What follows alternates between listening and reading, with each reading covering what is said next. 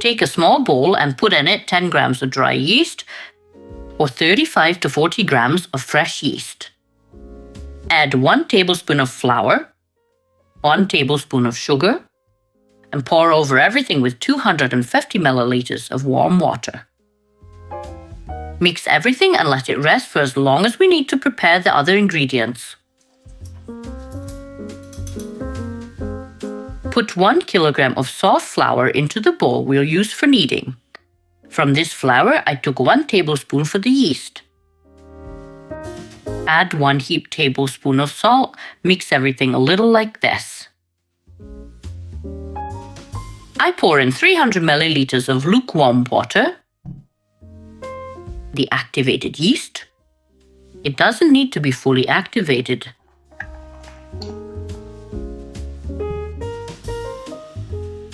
$50 milliliters of oil.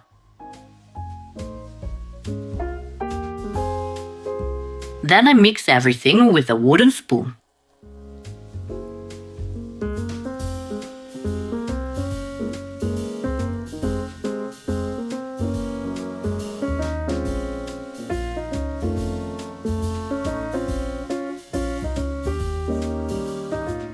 I continue kneading the dough when it has firmed up enough and absorbed the water, so it doesn't stick too much to my hands. You can do this by hand from the start if it's easier for you, or use a mixer if you have one.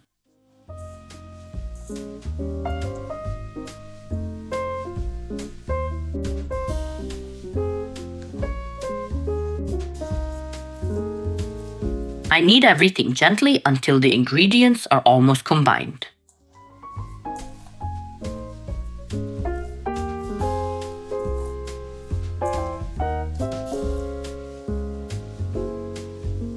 About like this. When it starts sticking to your hands, take about 20 milliliters of oil. Pour it over the dough. Lightly wet your hand like this, turn it and continue kneading.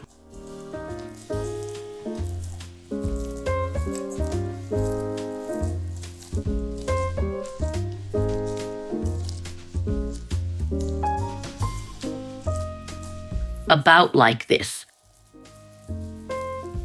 I round the dough like this at the end, press it down a bit here, nothing special.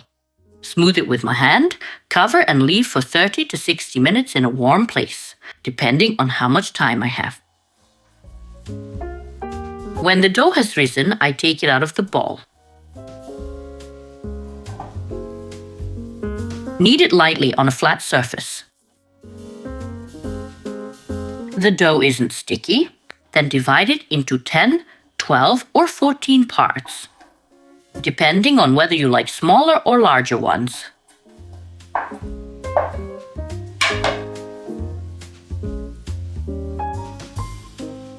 I shape each part of the dough into a ball.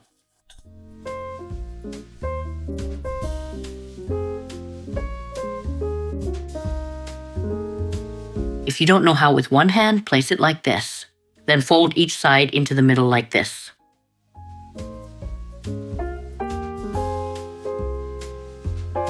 Then rotate it on the table like this. You shouldn't have flour and the dough should stick to the table, so it seals at the bottom. If there's flour, it won't seal and you'll roll it all over the table. You don't need anything special. You can even rotate it like this if it's easier, like this.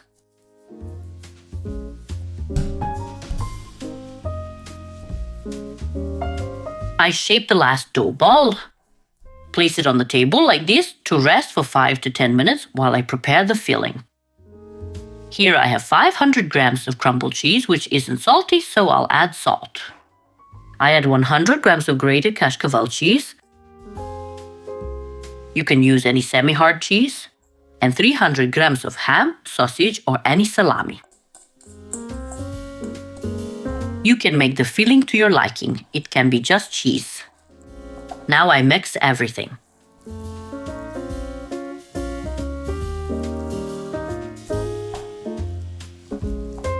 The dough rests while I grate all this. I didn't film that. It's unnecessary. But I should mention it. Take the first piece of dough, press it lightly, then roll it out with a rolling pin. If needed, you can add a little flour, but it shouldn't be necessary.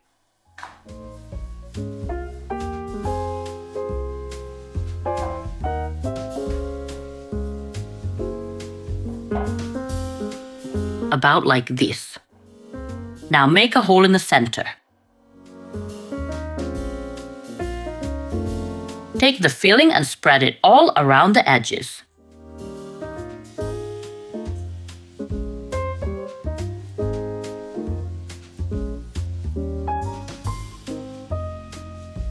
Now fold it like this, first into 4 parts.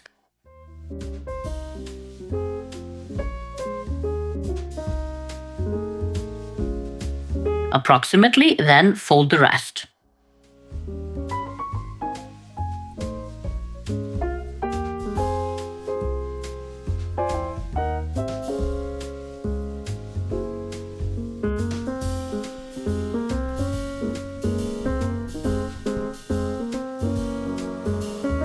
Shape everything further with your hands.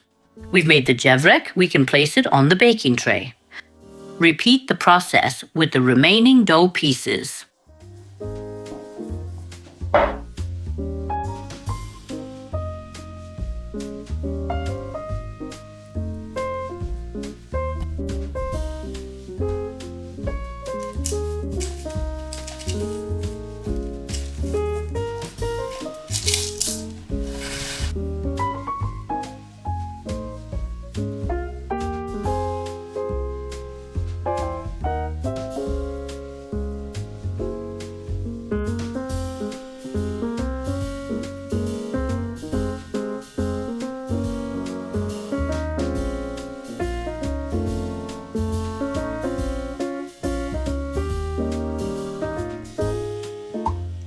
Roll all 12 pieces, then beat 1 egg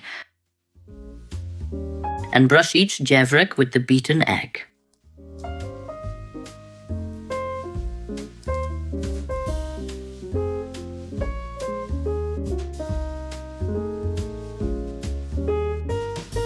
Sprinkle some seeds on top or sea salt, then let them rest for about 20 to 30 minutes. Then turn on the oven to preheat to 200 degrees Celsius. When the oven is hot, we bake them. The gevreks are baked. Baking time is between 20 and 22 minutes, depending on how well done you like them. As soon as you take them out of the oven, brush them with a little butter or oil. Now I'll show you how soft and delicious they are. Yum, yum.